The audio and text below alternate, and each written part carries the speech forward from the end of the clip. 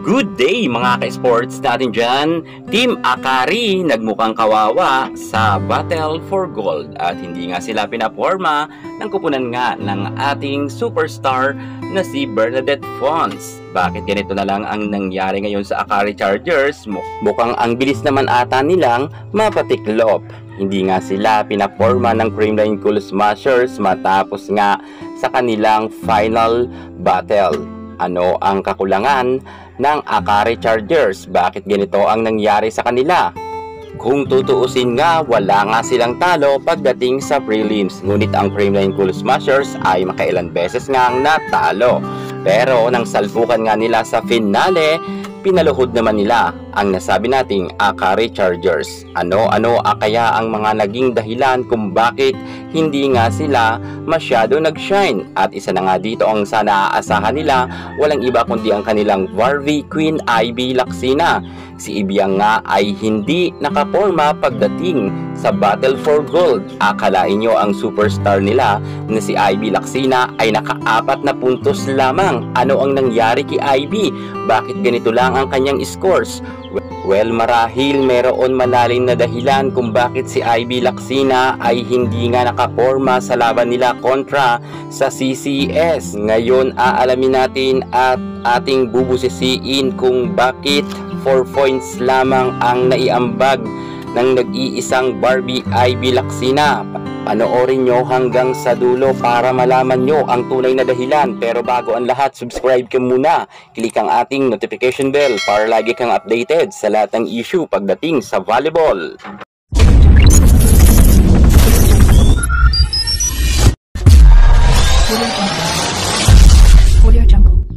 Kamakailan nga lang ay naglabas ng statement si Queen Barbie Ivy Lacsina kung saan nga tuligisa nga siya ng mga bashers at marami daw talaga mga bashers sa kanya, pero ang ginagawa niya na lang daw ay pinapabayaan niya at nakafocus na lang siya sa kanilang goal. Naging maganda naman ang naging laban ni Queen Ivy pagdating sa prelims, quarterfinal at semifinals.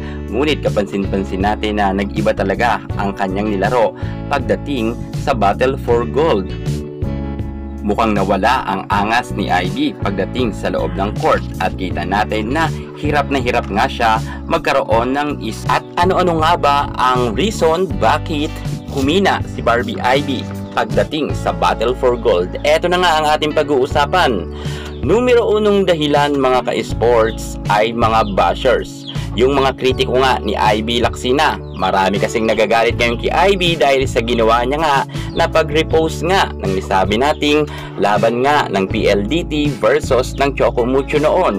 At sabi niya nga ni Ivy, hindi naman siya ang nag-post nyon at kung hindi ang kanyang kapamilya lamang at napindot lang daw di umano ito ng bata. Ngunit dahil nga sa isyong yan, mas lumala at tumindi ang mga bashers ni Ivy Lacsina.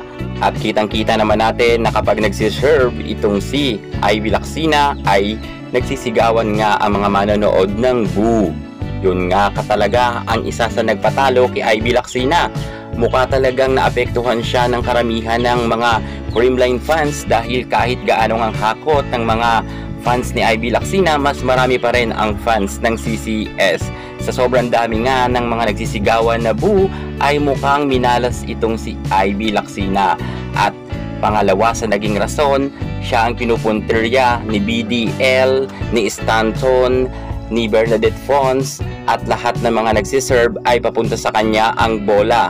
At dahil nga si Ibiang hindi ganoon kataas ang porsyento kapag nagre-receive ng bola ay madalas ay nag-o-over nga ito at kung hindi nag-e-error pa, kung kaya natalo ang kupunan nga ng Akari Chargers. Medyo mas marami pang error na nakumit itong si Ibiang seka sa kanyang naipuntos dahil nga sa mga services nila ni Grito na mabibigat ay hindi masyado nakukuha nga ni Ivy Lacsina. Sa kanya talaga kasi palagi pinupunta yung bola at dahil dyan ay hindi nakakapalo ng maganda si Ibiang, kung kaya 4 na puntos lang ang kanyang naiambag. Grabe mga ka-sports, ibang-iba to sa mga naging performance nga ni Barbie Ivy Lacsina. Kita naman natin na kapag nasa games to ay hataw na hataw to at nakakarami nga ng scores. Mukhang nakita talaga ng CCS ang kahinaan ng Akari kung kaya kay Ivy talaga pinupunta ang bola, at dahil nga dyan naka-4 na puntos lang talaga si Ivy kasi marami rin kasing mga fans